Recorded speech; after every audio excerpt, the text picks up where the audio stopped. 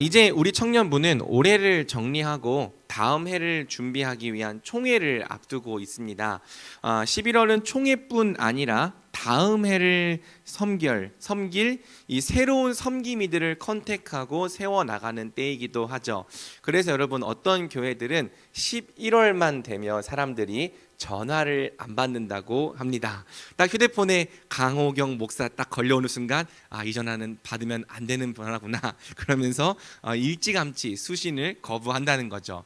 여러분, 인간적으로 볼 때 교회 안에서 어떤 역할과 책임을 감당하는 것 자체가 참 부담스러운 일입니다.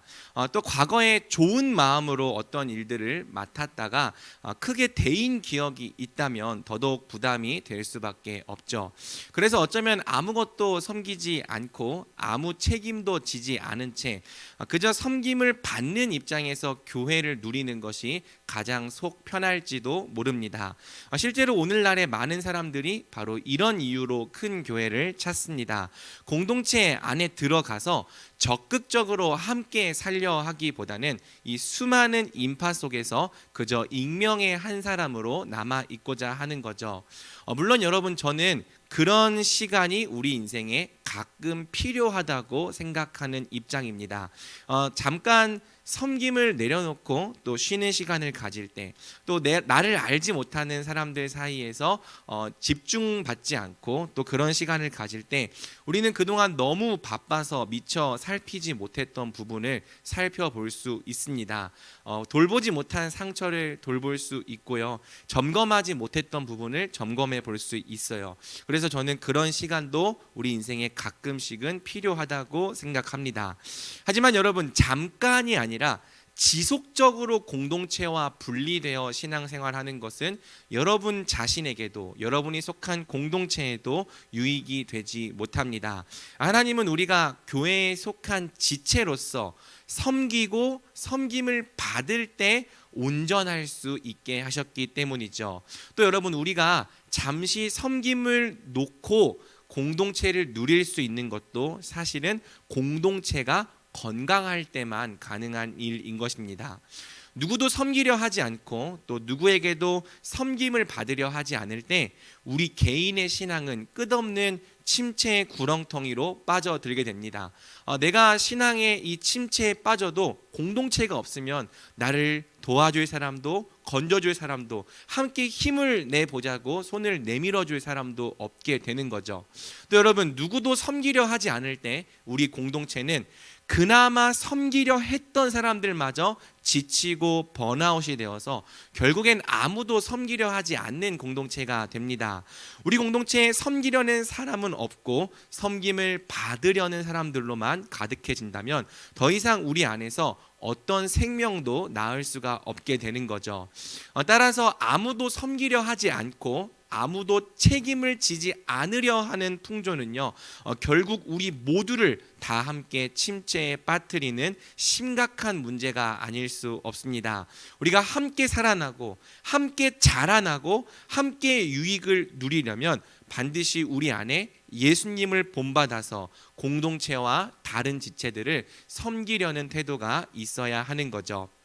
안타까운 것은 오늘날 많은 교회의 청년부가 이런 침체의 늪에서 잘 헤어나오지 못하고 있다는 점입니다. 일단 청년부가 남아있는 교회 자체가 이제는 그렇게 많지 않습니다. 더 이상 청년부로 모일 수 있는 청년들 자체가 교회 안에 없는 거죠. 학원 복음화 협의회라고 하는 단체에서 2017년에 조사한 대학생 복음화율이 15%인데요. 이 15% 중에 3분의 1은 실제로 교회에 출석하지 않는 청년들이라고 합니다. 그리고 15% 중에 절반은요, 구원의 확신이 없다고 응답했고요. 3분의 2는 일주일 중 성경을 단 1분도 보지 않고 1분도 기도하지 않는다고 대답했습니다. 바꿔 말하면 구원의 확신이 그래도 있고 성경을 일주일에 단 1분이라도 보려 하고 기도를 단 1분이라도 하려고 하는 청년들이 벌써 2017년에 5% 미만이었다는 거예요. 2017년에는요, 100명 중 5명이 그래도 예수님을 믿는 청년이었다는 거죠. 그렇다면 2022년이 끝나가는 지금은요, 대체 예수님을 믿는 청년이 몇 퍼센트나 될까요? 교회마다 다음 세대를 양육하는 일에 대거 실패했습니다. 고등학교를 졸업하면 이 청년이 되면 교회를 떠나가는 일들이 계속해서 벌어져 왔습니다. 이탈하지 않고 교회에 남은 청년들도요, 상황이 어렵기는 마찬가지죠. 이제 정말 복음의 열매가 꽃피고 부흥하는 청년부는요, 전국에서도 손에 꼽을 정도가 되었습니다. 대부분의 청년부는요, 이제 점점 더 모이지 않아요. 예배, 말씀, 기도, 신앙의 본질에 있어서는 힘을 잃어가고 이 신앙의 본질이 있어야 할 자리를 다른 걸로 대체해 나가고 있습니다. 당연히 복음의 역사가 꽃피지 않기 때문에 섬기려는 사람들도 고갈되어 가고 있죠. 여러분 생각에 우리 예수가족과 위드 청년부는 어떤 것 같습니까? 물론 우리 공동체는요, 감사하게도 아직까지는 많은 부분이 건재합니다. 하지만 결코 안심할 수준은 아니죠. 우리 청년부 역시 이 조국 교회의 전체적인 흐름으로부터는 결코 자유로울 수 없기 때문입니다. 그래서 저는 여러분, 오늘 단순히 총회를 위해서가 아니라 이 어려운 시대에 그래도 청년으로서 믿음으로 살아보려는 여러분을 위해 말씀을 전해보고자 합니다. 사랑하는 여러분, 이 어두운 시대, 특별히 예수님을 알고 믿으려 하는 이 기독 청년들이 자꾸만 사라져가는 시대에 우리는 무엇을 바라봐야 할까요? 어떤 소망을 가지고 이 땅을 살아야 할까요? 함께 오늘 본문을 통해 살펴보도록 하겠습니다. 오늘 본문은 이사야의 소명장이라고도 불리는 매우 유명한 본문입니다. 그런데 여러분, 오늘 본문은 매우 특이하게도 한 왕의 죽음을 언급하는 것으로 시작되죠. 이사야 6장 1절, 우시야 왕이 죽던 해에.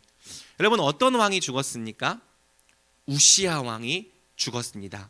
이사야의 소명장은 우시야 왕이 죽었다는 언급으로 시작됩니다. 하지만 우리는 우시야 왕이 죽었다는 이 언급을 보고도 사실 아무런 느낌이 없죠. 왜? 우리는 우시야 왕이 누군지 잘 모르기 때문입니다. 성경을 처음 받았던 유다 백성들에게 이 말씀은 굉장히 암울한 말씀이었어요. 우시야 왕은요, 영적으로나 정치적으로나 어두웠던 유다를 일으켜 세우고 오랜 기간 유다의 부흥을 선도한 왕이기 때문입니다. 우시야의 업적이 역대하 26장에 기록되어 있는데요. 우선 우시야는 선지자 스가랴의 지도를 따라서 하나님을 찾고 순종했던 신실한 왕입니다. 우시야는 유다의 이 무너져가는 종교를 재건하고 부흥시킨 이 신앙적 지주였던 거죠. 또 여러분, 우시야는 신앙만 좋은 게 아니에요. 정치적으로나 군사적으로나 매우 탁월했습니다. 그래서 우시야 시대의 유다는 매우 강성한 나라가 돼서 블레셋을 쫓아내고 암몬으로부터 조공을 받는 수준에 이릅니다. 게다가 여러분, 우시야는요, 농업과 목축에도 관심이 많았어요. 경제적인 왕이죠. 우시야가 이 농업과 목축을 열심히 장려한 결과 온 유다에 풍년이 들었습니다. 가축들이 가득하고요, 익은 곡식과 포도가 넘쳐났습니다. 그래서 이 우시야 시대의 이스라엘 백성들이 유다 백성들이 굉장히 풍요를 누렸는데 우시야는 또 이름 발음이 어렵네요. 우시야는 오래 살았어요. 무려 52년을 통치했습니다. 거의 반세기에 달하는 이 긴 시간 동안 유다 백성은 참 좋은 리더, 능력 있는 왕 밑에서 많은 번영을 누린 거죠. 그런데 여러분, 오늘 본문은 바로 그 왕이 죽었다라는 언급으로 시작됩니다. 이제 1절의 느낌이 어떤 느낌인지 조금 와 닿습니까? 이 안타깝게도 우시야의 말년은 그렇게 아름답지 못했습니다. 우시야는 말년에 한 가지 큰 실수를 저질렀는데요, 바로 마음이 교만하여져서 제사장 대신 하나님께 직접 분향을 하려 했던 거예요. 이 일로 우시야는 하나님께 저주를 받아서 나병 환자가 됩니다. 죽는 날까지 따로 별궁에 거주하다가 결국 나병 환자로 생을 마감하죠. 이것이 유다 백성들이 그토록 존경했던 우시야 왕의 최후입니다. 여러분 한번 생각해 보십시오. 그렇게 존경했던 왕이 하나님의 저주를 받아 나병 환자가 되어 버렸어요. 한때는 유다의 부흥을 이끌었던 그 능력 있는 왕이 너무나도 초라하고 비참한 모습으로 최후를 맞이했습니다. 그래서 우시야 왕이 죽었다라는 언급은 우리의 생각 이상으로 유다 백성들에게 엄청나게 암울한 메시지예요. 우리의 왕이 죽었다. 우리의 소망이 사라졌다. 이제 우리는 더 이상의 부흥을 기대할 수 없다. 우리에게 남아있는 것은 오직 어두운 미래뿐이다. 실제로 우시야 왕이 죽은 이후에 유다는 신앙적으로나 국가적으로나 한동안 매우 깊은 침체의 내리막길을 걷게 됩니다. 오늘 우리 조국교회가 이제 부흥의 시대를 지나 깊은 침체의 내리막길을 걷고 있는 것처럼 유다 백성들도 우시야 왕이 죽은 후에 같은 상황을 맞이했던 거죠. 바로 여러분 이와 같이 절망적인 상황에서 하나님이 이사야라는 한 사람을 찾아오시는 거예요. 그리고 이사야에게 한 가지 비전을 보여주시는 거죠. 어떤 비전을 보여주십니까? 우리 1절 전체를 함께 읽어보겠습니다. 시작. 우시야 왕이 죽던 해에 그의 옷자락은 성전에 가득하였고. 자, 이사야는 우시야 왕이 죽던 해에 하늘에 높이 들린 보좌와 그 보좌에 앉으신 한 왕을 보았습니다. 눈에 보이는 인간 왕은 비록 비참한 최후를 맞았을지라도 하늘의 진정한 왕이 여전히 살아 계셨던 거죠. 살아 계셔서 온 땅을 통치하고 계셨습니다. 특별히 이사야가 본 왕의 모습은요, 옷자락을 길게 늘어뜨리고 있는 모습이죠. 고대 사회 속에서 옷자락의 길이는 그 사람의 신분을 나타냅니다. 하늘에 앉으신 왕의 옷자락은 얼마나 긴지 성전에 가득한 거예요. 이사야가 본 왕은 어떤 왕입니까? 최고로 존귀한 왕이죠. 이 땅의 왕들과 비교조차 할 수 없을 만큼 가장 존귀하고 영광스러운 왕입니다. 그리고 이어지는 비전에서 이사야는 바로 그 존귀하신 왕께 드려지는 천상의 예배를 경험하게 되는 거예요. 우리 2절에서 4절 함께 읽어보겠습니다. 시작.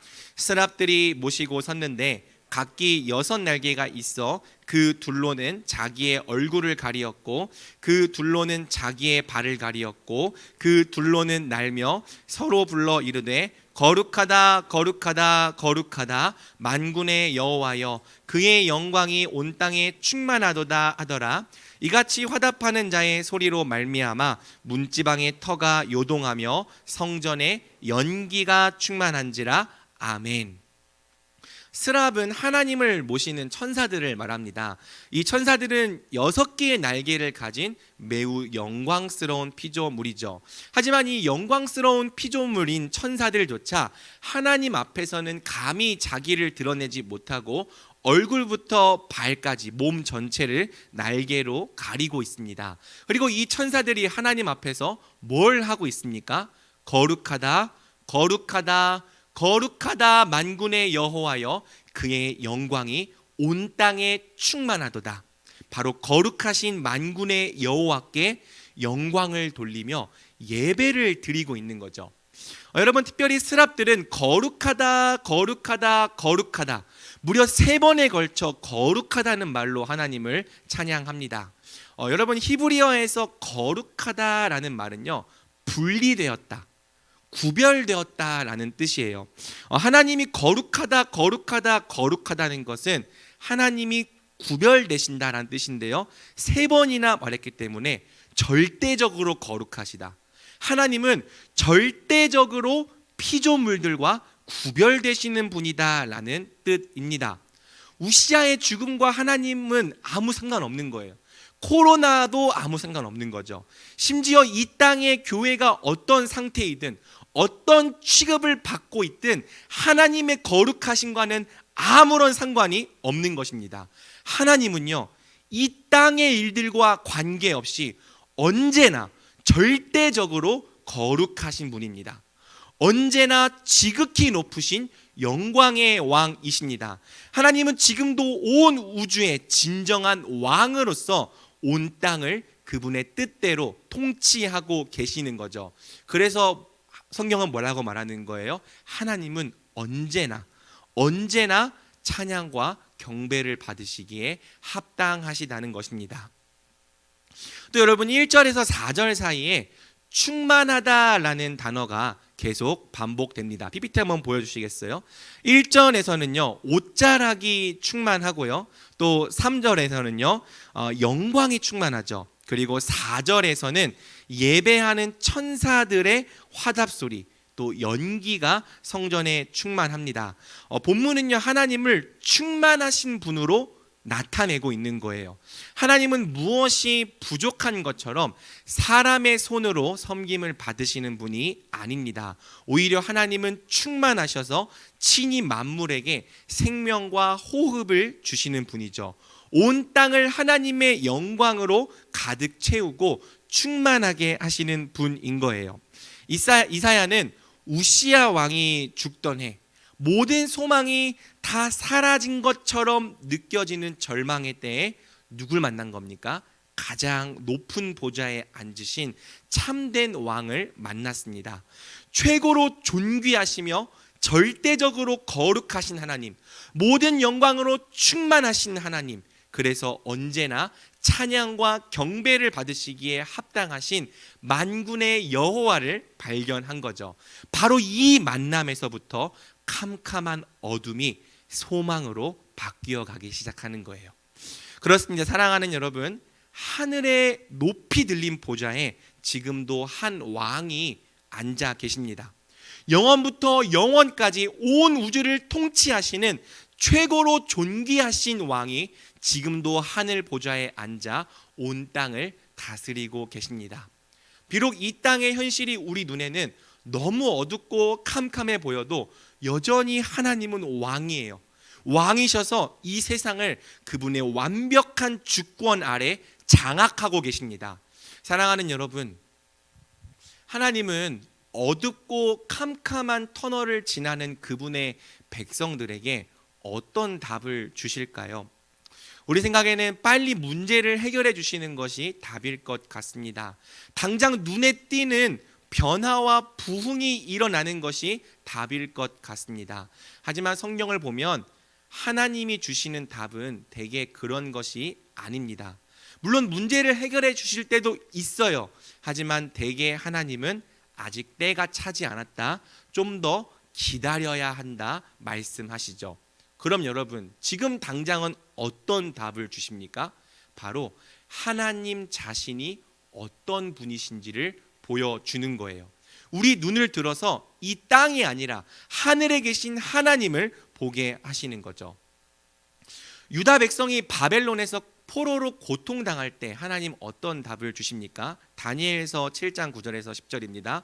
내가 보니 왕좌가 놓이고 옛적부터 항상 계신 이가 좌정하셨는데 그의 옷은 희기가 눈 같고 그의 머리털은 깨끗한 양의 털 같고 그의 보좌는 불꽃이요 그의 바퀴는 타오르는 불이며 불이 강처럼 흘러 그의 앞에서 나오며 그를 섬기는 자가 무려 천천이요 그 앞에서 모셔 선 자는 만만이며 심판을 베푸는데 책들이 펴 놓였더라. 하나님은요 포로로 고통받던 다니엘과 유다 백성들에게 문제를 해결해 주시는 게 아니라 옛적부터 항상 계시니 천천만만의 성도들과 천사들에게 둘러싸여 예배를 받으시고 심판을 베푸시는 진정한 왕 하나님이 계신다는 걸 보여주는 거죠. 마찬가지예요. 여러분, 초대교회가 로마에게 큰 박해를 당할 때 하나님 어떤 답을 주십니까? 계시록 4장 1절에서 3절입니다. 이일 후에 내가 보니 하늘에 열린 문이 있는데 내가 들은 바 처음에 내게 말하던 나팔 소리 같은 그 음성이 이르되 이리로 올라오라. 땅에서 헤매고 있는 이 요한에게 하늘로 올라오라 말씀하시는 거죠. 내가 곧 성령에 감동되었더니 보라, 하늘에 보좌를 베풀었고 그 보좌 위에 앉으신 이가 있는데 앉으신 이의 모양이 벼곡과 홍보석 같고 또 무지개가 있어 보좌에 둘렀는데 그 모양이 녹보석 같더라. 아멘. 똑같이 하나님은 고통당하는 이 초대교회에게 하나님을 보여주십니다. 아예 하늘로 올라오라고 말씀하신 다음에 하늘에 계신 하나님이 지금 어떤 모습으로 앉아 계시는지 또 어떤 예배를 받고 계시는지를 보여주시는 거죠. 사랑하는 여러분, 하나님의 방법은요, 대개 당장 문제를 해결해 주시는 것이 아닙니다.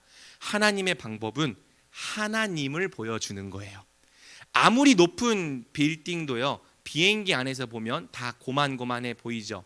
땅에서 볼 때는 그렇게 거대해 보였던 높은 건물도 하늘 위에서 보면 그저 작은 미니어처 같습니다. 마찬가지입니다. 하나님은 이 땅의 현실이 너무 답답하고 힘들어서 낙심하고 있는 우리에게 땅 좀 그만 보고 이리로 올라오라 말씀하시는 거예요. 와서 내가 누구인지를 보고 지금 내게 드려지고 있는 예배가, 하늘의 예배가 어떤지를 경험해 보라고 말씀하시는 거죠. 천군 천사들에게 둘러싸여 거룩하다 거룩하다 거룩하다 예배를 받으시는 위대하신 하나님, 옛적부터 항상 계셔서 온 우주 만물을 통치하고 계시는 최고로 존귀하신 하나님, 바로 그 하나님을 만나본 다음에 이 땅의 문제들을 다시 생각해 보라 말씀하시는 거죠. 그분을 만나면 그토록 커 보였던 이 세상도 작아 보이기 시작하는 거예요. 그분을 만나면 그토록 답답하게 느껴졌던 어두운 현실도 견뎌낼 만하게 느껴지는 거죠. 그분을 만나고 나면 도저히 답이 없어 보였던 어려운 문제에도 다시 도전해 봐야겠다는 용기가 솟아나는 겁니다. 이처럼 하나님께서 우리에게 주시는 답, 바로 하나님입니다. 그러므로 사랑하는 여러분, 이 어둡고 소망이 없어 보이는 시대에 우리가 하나님을 만납시다. 하나님을 만나기 위해 특별히 예배의 목숨을 겁시다. 우리 예배의 목표는요, 예배라는 종교의식을 치르는 게 아니에요. 예배라는 이 의무적인 시간, 심판 안 받기 위해, 지옥 가지 않기 위해 의무 시간을 채운 그게 예배가 아닙니다. 여러분, 우리 예배의 목표가 무엇인지 압니까? 우리 예배의 목표는 하나님을 만나는 거예요. 지금도 가장 높은 보좌에 앉아 온 우주를 통치하시는 위대하신 하나님을 만나는 것입니다. 우리가 매 예배 때마다 하늘 보좌에 앉으신 위대한 왕을 만나고 또 경험하게 된다고 생각해 보십시오.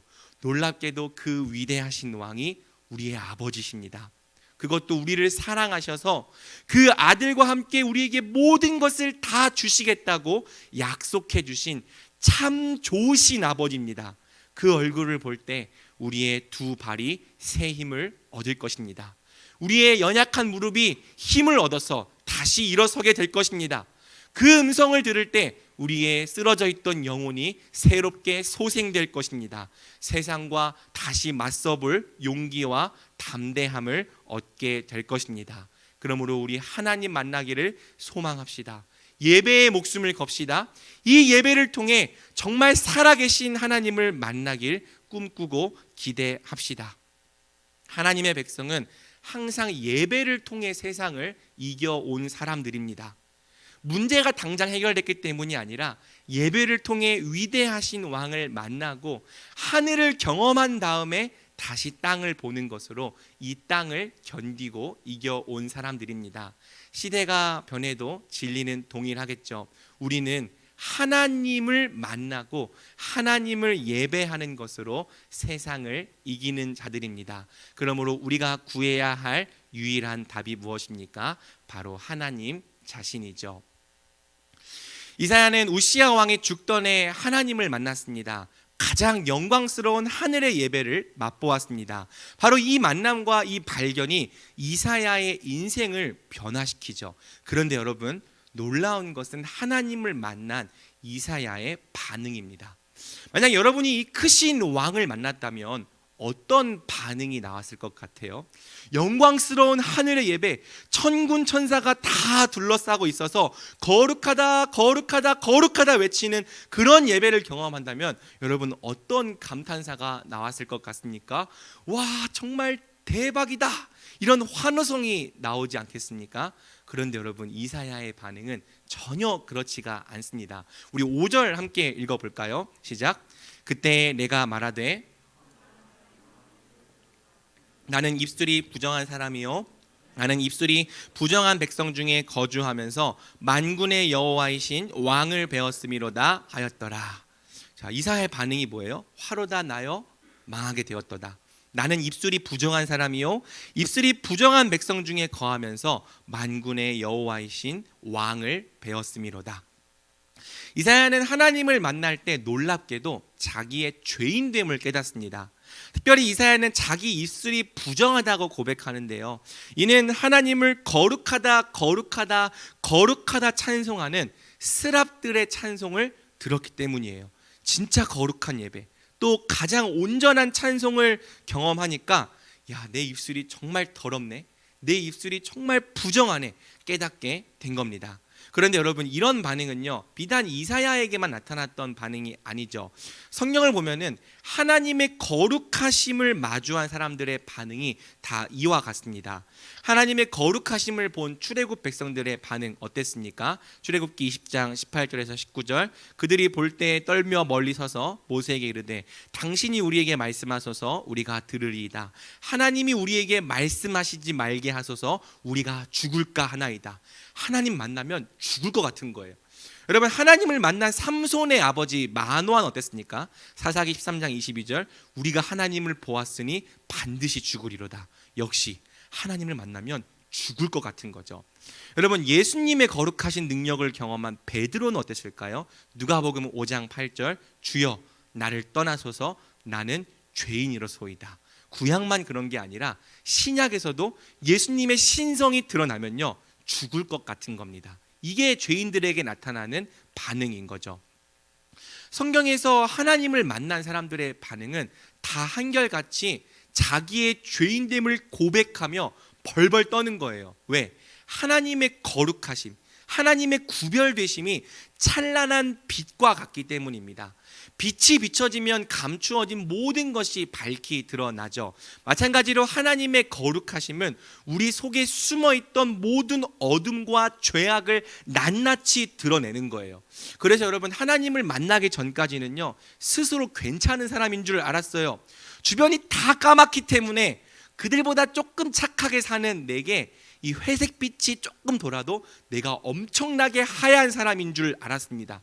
그래서 입으로는 죄인이라고 말하지만 속으로는 내가 그래도 쟤보다는 낫다는 이 자기의가 은연중에 있어요. 세상에 더럽고 추악한 사람들이 얼마나 많은데 그래도 나는 그들보다는 괜찮다는 생각이 있는 거죠.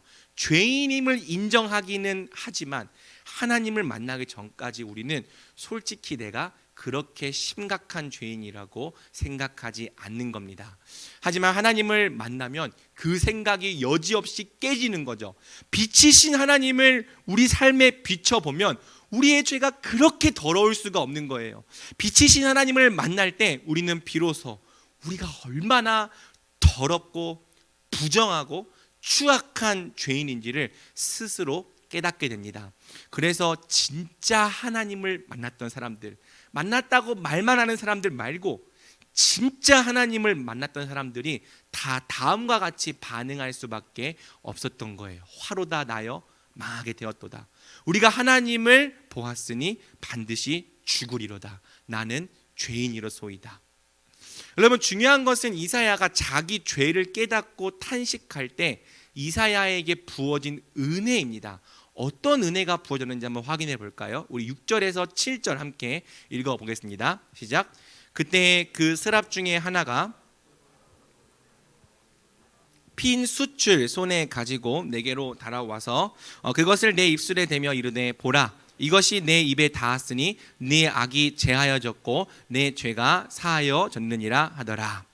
자, 이사야가 자기의 죄인됨을 깨닫고 깊이 탄식할 때 어떤 일이 벌어지죠?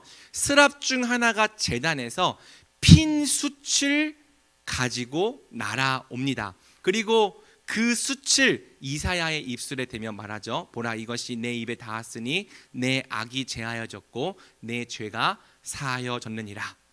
자, 아마 이 부분을 읽을 때 여러분은 속으로 100이면 100, 이야 뜨겁겠다라고 생각할 겁니다. 이제 아마 여러분 머릿속에서는요, 이 말씀의 은혜가 보이기보다는 그냥 숯이 아니라 핀 숯이잖아요. 핀 숯. 이사야의 입술이 핀 숯으로 이렇게 지져지는 이런 끔찍한 광경을 지금 머릿속으로 상상하고 있겠죠.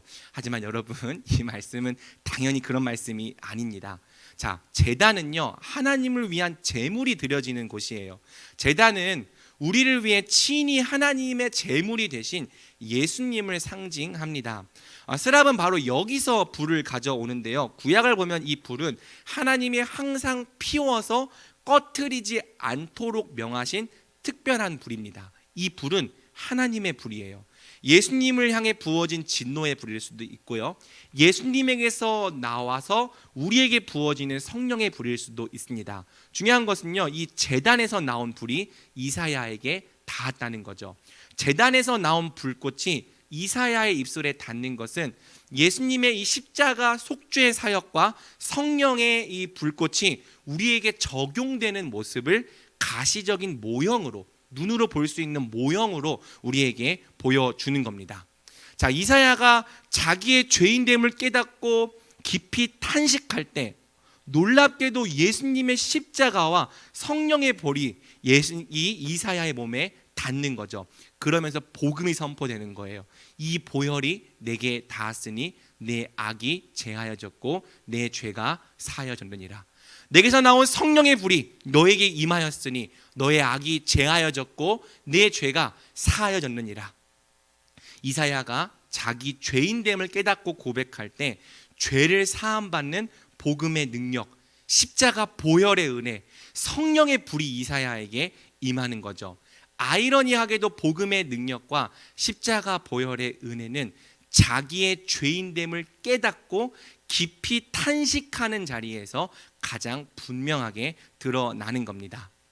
그렇습니다. 사랑하는 여러분, 아무리 어둡고 캄캄한 시대라도 하나님을 만나는 예배가 살아있다면 우리 공동체 안에 어떤 일들이 계속 벌어질까요? 저는 오늘 본문과 같은 일들이 벌어진다고 믿습니다. 하나님 앞에서 자기의 죄인됨을 깨닫는 거예요. 동시에 복음의 용서와 능력과 은혜, 또 성령의 불을 경험하는 일들이 계속해서 우리 안에 벌어지는 거죠. 하나님의 영광과 거룩하심이 드러나는 예배 속에서 우리는 하나님을 만납니다. 하나님을 만날 때 우리 자신의 죄인됨이 깨달아지기 시작해요. 동시에 우리 구주 예수님께서 우리를 위해 십자가를 지셨다는 의미, 복음의 능력, 보혈의 가치, 하나님의 크신 은혜가 비로소 와닿기 시작하는 거죠.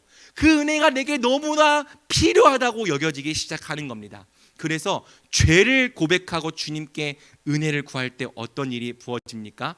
예수님의 보혈이 우리를 씻기는 거예요. 성령의 불이 우리에게 닿아서 우리가 정결케 되고 새롭게 되는 것을 경험하게 되는 거죠. 예배가 살아나면 복음의 능력과 은혜를 경험한 하나님의 참된 백성들이 함께 살아나게 되는 겁니다. 사랑하는 여러분, 저는 이것이 교회의 유일한 소망이라고 믿어요. 다른 소망 저는 믿지 않습니다.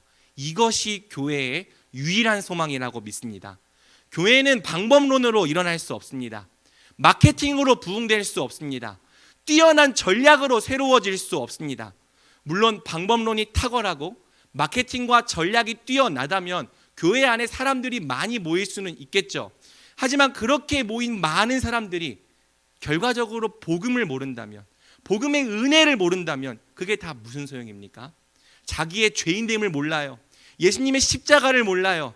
하나님의 은혜를 모르는 사람들, 그런 사람들이 수십만 명이 모일지라도 이 나라가 바뀌겠습니까? 여러분, 왜 오늘날 우리 교회들이 이렇게 침체되었을까요? 교회가 가장 침체된 근본적인 원인이 무엇일까요? 복음의 역사가 부재한 거 아닙니까? 예배를 통해 하나님을 인격적으로 만나는 사람들이 사라져갑니다. 하나님을 인격적으로 만난 적이 없으니 자기가 죄인인 줄을 몰라요.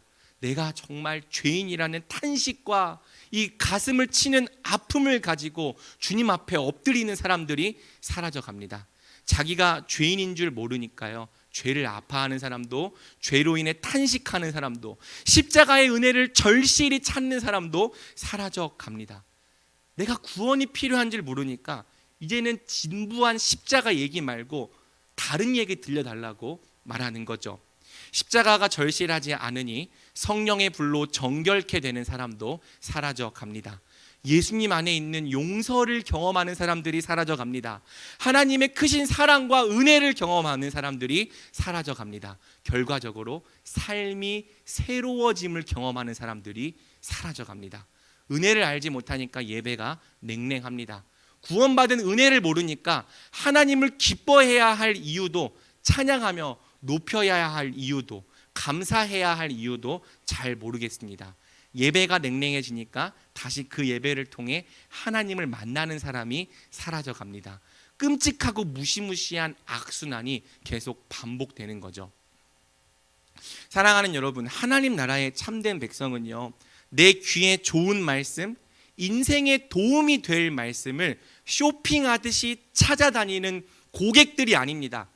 듣고 찾아다니다가 달면 삼키고 쓰면 뱉는 소비자들이 아닙니다. 하나님 나라의 참된 백성, 딱 한마디로 정의하면 뭘까요? 은혜가 뭔지를 아는 사람들이에요. 자격 없는 나 같은 죄인에게 베풀어진 복음의 능력, 십자가의 은혜가 무엇인지를 정말 깨닫고 경험한 사람들입니다. 하나님이 죄인인 내게 어떤 구원을 베푸셨는지, 우리 주님이 지신 그 십자가의 의미와 내가 받은 용서의 은혜가 무엇인지를 알아서 이 하나님을 생각하면 찬양하지 않을 수 없고, 감사하지 않을 수 없고, 사랑을 고백하지 않을 수 없게 된 사람들, 그 사람들이 바로 하나님 나라의 진정한 백성들인 거죠. 그리고 그 사람들이 무엇을 하든지 먹든지 마시든지 하나님의 영광을 위해 살겠다고 자기 삶을 드리는 겁니다. 예배가 온전하다면, 예배만 살아난다면 오늘 본문의 이사야처럼 죄를 깨닫고 복음의 은혜를 아는 사람들이 교회 안에 계속 일어날 것이라고 저는 믿습니다. 그리고 여러분, 교회 안에 고객들이 아니라 은혜를 아는 주의 백성들이 많아진다면 당연히 이 땅의 교회도 살아나게 되리라고 저는 믿습니다. 그러므로 우리의 소망, 우리의 목표는 한 가지예요. 바로 정말 복음의 은혜를 아는 참된 백성들이 우리 안에 일어나도록 항상 예배와 말씀과 기도에 힘쓰는 것입니다. 다른 답은 없는 거죠. 그렇다면 여러분, 마지막으로 이제 복음을 경험한 이사야에게 어떤 변화가 나타났는지를 함께 살펴보고 바로 이 모습을 우리 자신의 비전으로 삼으면 좋겠습니다. 자, 이사야가 복음으로 새롭게 됨을 경험한 후에 주님의 한 음성이 들려옵니다. 우리 8절 상반절을 함께 읽어볼까요? 시작. 내가 또 주의 목소리를 들으니 주께서 이르시되 내가 누구를 보내며 누가 우리를 위하여 갈꼬 하시니. 자, 이사야가 주님의 음성을 듣습니다. 내가 누구를 보내며 누가 우리를 위하여 갈꼬. 이사야가 들은 주님의 한 음성은 바로 삼위 하나님의 천상회의였어요. 이 부패하고 타락한 백성들에게 우리가 대체 누구를 보낼까? 또 누가 과연 우리를 위해 가서 이 사명을 감당해 줄까?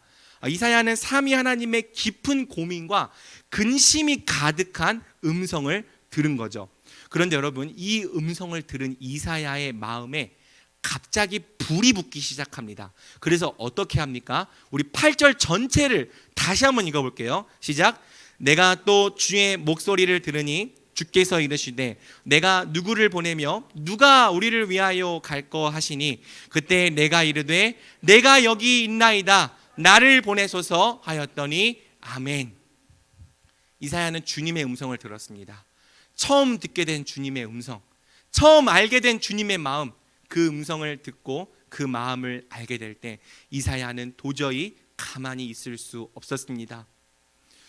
내가 누구를 보내며 누가 우리를 위하여 갈꼬 근심하는 이 하나님의 음성을 들을 때 이사야가 일어나 외치기 시작합니다. 주여, 내가 여기 있나이다. 나를 보내소서. 여러분, 이사야도 똑같이 입술이 부정하고 부패한 죄인이었어요. 절대 먼저 나서서 하나님의 사명을 감당할 만한 위인 아니었습니다. 하지만 복음의 능력을 경험했죠. 나를 깨끗게 하시는 십자가의 은혜를 경험했습니다. 사랑의 빚진 자가 되었어요. 그래서 이제 주님의 근심 가득한 음성을 듣게 될 때 이사야가 도저히 가만히 있을 수가 없는 거죠. 그래서 외치는 겁니다. 주여, 내가 여기 있나이다. 나를 보내소서. 복음으로 거듭난 이사야는 이제 하나님을 위한 사명자가 된 것입니다.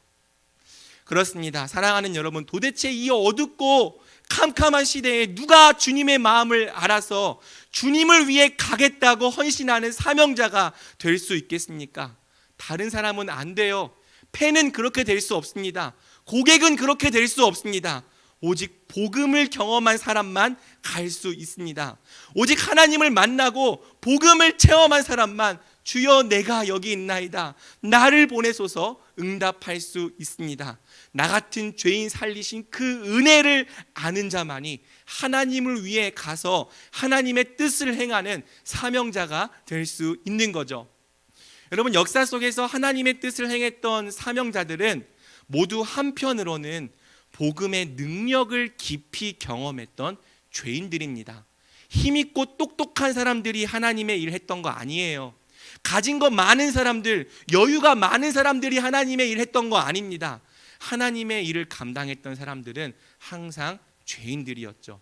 복음의 능력과 용서와 은혜를 체험한 죄인들이 하나님을 위해 어디든지 갔고요, 하나님을 위해서 정말 어려운 사명까지도 기꺼이 감당했습니다. 마찬가지예요, 여러분. 오늘날에도 교회를 사랑하고 섬기는 사람은 힘있고 똑똑하고 재능 있고 시간 많은 사람들이 아닙니다. 물론 힘있고 똑똑하고 재능 있고 시간 많으면 더 잘 섬길 수 있겠죠. 하지만 그것이 섬기는 사람들의 절대 필요한 조건이 아닙니다. 교회를 사랑하고 섬기는 사람들은 복음을 경험한 사람들이에요. 은혜를 알고 경험한 죄인들이 하나님을 사랑하기 때문에 영혼들을 사랑하고 또 교회를 사랑하는 사명자가 되는 겁니다. 뛰어나고 비범한 사람들이 가는 것이 아니라 복음을 경험한 바로 우리 같은 죄인들이 하나님을 위해 가는 거죠. 하나님은 나를 보내소서 헌신하는 이사야에게 그 사명이 정말 어려울 거라 말씀하십니다. 9절과 10절, 여호와께서 이르시되 가서 이 백성에게 이르기를 너희가 듣기는 들어도 깨닫지 못할 것이요 보기는 보아도 알지 못하리라 하여 이 백성의 마음을 둔하게 하며 그들의 귀가 막히고 그들의 눈이 감기게 하라.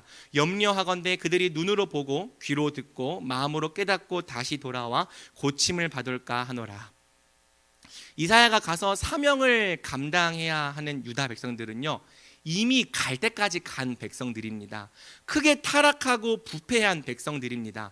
그래서 이사야가 가서 뭘 한다고 한들 이미 내리막길에 들어선 이 대세가 바뀌지 않는 거죠. 아무리 최선을 다해 사명을 감당할지라도 열매를 얻기는커녕 이사야는 끝까지 돌이키지 않는 그들의 완악함을 보게 될 거예요. 그래서 여러분, 이사야가 선포하는 모든 말씀이 도리어 유다를 향한 하나님의 심판을 정당하게 하는 근거가 될 것입니다. 하나님은 진실을 가르쳐 주는 거죠. 이 백성이 듣기는 들어도 깨닫지 못할 것이요 보기는 보아도 알지 못하리라. 하나님은 절대 우리를 속이지 않습니다. 감언이설로 꼬드기지 않아요. 가서 네가 말씀 전하면 수만 명이 다 엎드려져 회개할 거야, 그런 말씀하지 않으십니다. 좋은 면만 부각시켜서 네가 나를 위해 일하면 모든 일 잘 될 거야, 집이 잘 되고 자녀가 잘 되고 형통할 거야, 함정에 빠뜨리지 않으십니다. 도리어 하나님은 주를 위해 사명을 감당하겠다고 말하는 우리에게 진실을 가르쳐줘요. 그 길은 어렵다, 정말 힘들 거다, 심지어 열매도 별로 없을 수 있다. 그럼에도 불구하고 네가 나를 위해 가겠느냐? 어렵겠지만, 힘들겠지만, 열매도 없겠지만 내가 원하기 때문에, 그러기 때문에 네가 나를 위하여 가겠느냐? 사랑하는 여러분, 주님의 길은요 쉬운 게 없어요. 사명의 자리는 고됩니다. 섬김을 받는 자리가 아니라 종이 되어 섬기는 자리는 항상 자기 부인과 많은 고난과 대가 지불이 필요합니다. 그래서 말씀하시는 거죠. 그 자리는 어렵다. 그 사명은 힘들고 고될 거다. 그럼에도 불구하고 네가 나를 위하여 그 자리로 가겠느냐. 이사야가 주님께 묻습니다. 주여, 어느 때까지니까? 이사야의 관심은요, 내가 그 자리에 가냐 안 가냐보다 이 백성의 어둠이 대체 언제까지 계속될지에 있었습니다. 듣기는 들어도 깨닫지 못하고 보기는 보아도 알지 못하는 이 유다 백성의 영적 어둠이 대체 언제까지 지속됩니까? 물어보는 거죠. 주께서 대답하십니다. 11절에서 12절 주께서 대답하시되 성읍들은 황폐하여 주민이 없으며 가옥들에는 사람이 없고 이 토지는 황폐하게 되며 여호와께서 사람들을 멀리 옮기셔서 이 땅 가운데 황폐한 곳이 많을 때까지니라. 하나님은요, 유다 백성들의 차고 넘치는 죄악과 회개하지 않는 완고한 마음으로 인해 그들을 엄히 때리시기로 정하셨습니다. 그래서 유다 백성은요, 결국 완전히 멸망해서 황폐하게 될 거예요. 바벨론의 포로로 끌려가는 지경에 이를 거예요. 이사야가 아무리 사명 열심히 감당해도 부흥은 일어나지 않을 겁니다. 회개하고 돌아오는 역사도 일어나지 않을 겁니다. 도리어 이사야의 모든 사역은 조롱을 받을 겁니다. 전승에 의하면 이사야는 결국 톱으로 온몸이 잘려서 순교를 당하죠. 최악의 결말입니다. 하나님을 위해 살면 이런 결말을 맞아요. 그렇다면 여러분, 도대체 이사야가 왜 가서 이런 열매도 없는 사역을 감당해야 할까요? 왜 이런 힘든 사명을 수행해야 될까요? 바로 13절 때문입니다.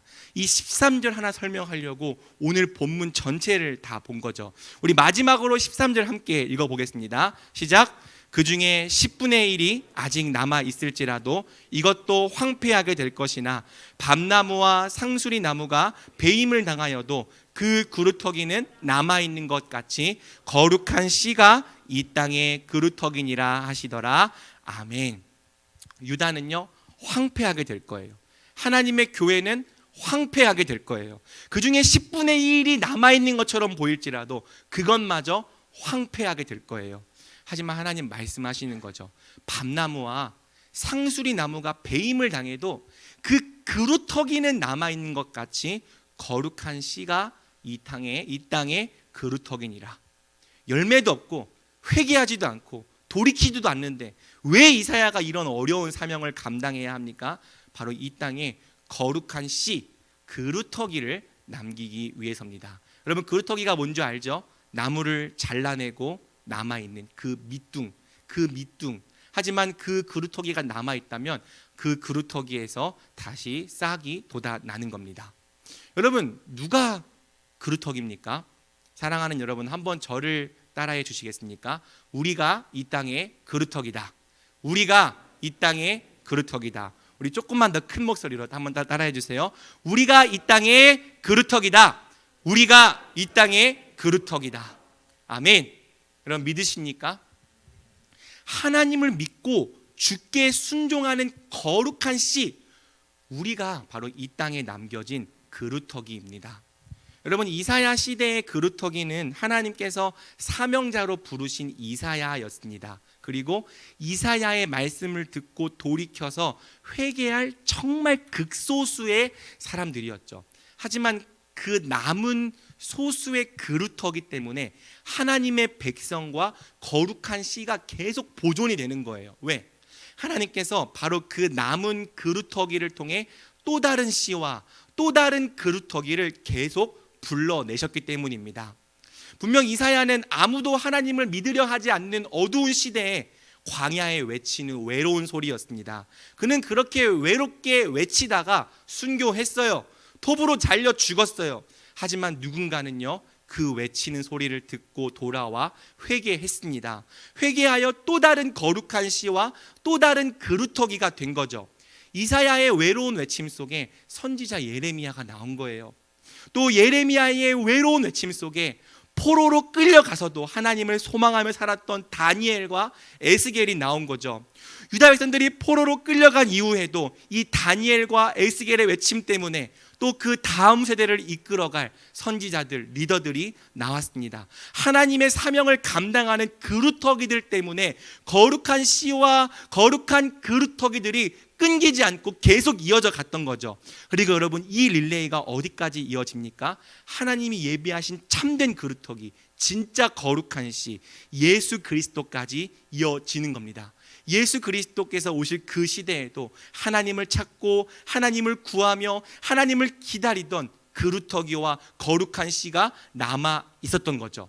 그리고 여러분, 예수님이 승천하신 후에도 이 릴레이는 계속 이어진 거예요. 계속 씨가 씨를 부르고 그루터기가 그루터기를 부르다가 오늘 우리가 거룩한 씨와 거룩한 그루터기로 부름 받은 겁니다.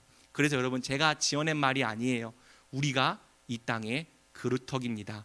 거룩한 씨가 거룩한 씨를 낳았고 거룩한 그루터기가 거룩한 그루터기를 낳았습니다. 이 릴레이가 끊기지 않고 계속 이어져 내려오다가 결국 오늘 우리에게까지 왔고요. 우리도 이제는 다른 씨와 다른 그루터기를 남겨야 될 사람들이 된 거죠. 사랑하는 여러분, 어차피 교회는 변하지 않을 텐데, 어차피 대세는 바뀌지 않을 텐데, 심지어 열매도 별로 없을 텐데 왜 우리가 굳이 힘들게 하나님의 사역을 감당해야 합니까? 우리가 이 땅의 그루터기이기 때문입니다. 오늘 하나님을 만나고 복음의 능력을 경험한 우리가 바로 이 땅의 거룩한 씨요 그루터기이기 때문입니다. 온 세상이 어둠 속을 헤매고 있어요.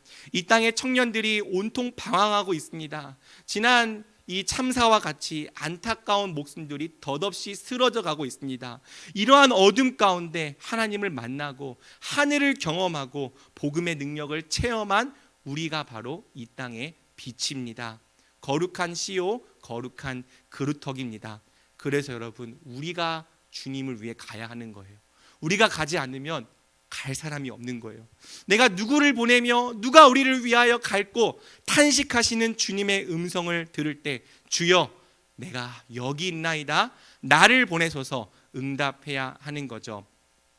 그러므로 사랑하는 여러분, 우리가 정말 복음을 믿는다면, 십자가의 은혜와 사랑을 경험했다면 이사야처럼 기꺼이 그 자리로 나아갑시다. 교회를 섬기는 자리로, 영혼들을 돌보는 자리로, 맡겨진 사명을 감당하는 자리로 나아갑시다. 우리가 가는 그 길에 내일로 가는 소망의 길이 있을 것입니다. 우리 주께서 능히 광야에도 길을 내시고 사막에도 강을 만드실 거예요. 거룩한 씨를 통해 또 다른 거룩한 씨가 계속해서 터져 나오게 하실 것입니다. 그러니 우리도 이사야처럼 응답합시다. 주여 내가 여기 있나이다 나를 보내소서. 말씀 맺겠습니다. 사랑하는 여러분, 참 어려운 시대에 예수 믿는 청년이 되어 고생이 많습니다. 여러분만 고생하는 게 아니라 여러분 데리고 목회하는 저도 고생하고 있어요. 선배 목회자들이 늘 그런 얘기를 합니다. 여러분에게 어려운 시대를 물려줘서 미안하대요.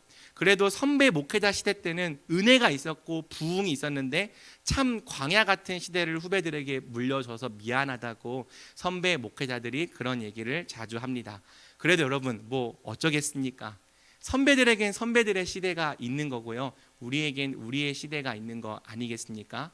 또 하나님께서는 이러한 시대 속에서도 이러한 시대에 맞는 그분의 일을 행하지 않겠습니까? 우리도 소망을 갖고 주님의 일을 감당합시다. 예배를 최선을 다해 드리고 예배를 통해 하나님을 만나고 복음을 경험함으로 이 땅에 거룩한 씨가 됩시다. 주를 위해 사는 것으로 또 다른 씨를 낳고 또 다른 나무를 세워가는 이 땅의 거룩한 그루터기가 됩시다. 주께서 그루터기로 사는 우리와 영원히 함께 하실 것입니다. 그러므로 어려운 때라도 오직 주를 위해 살기로 결단하는 우리 청년부 모든 지체들에게 주님의 은혜가 항상 함께 있기를 축복합니다. 아멘.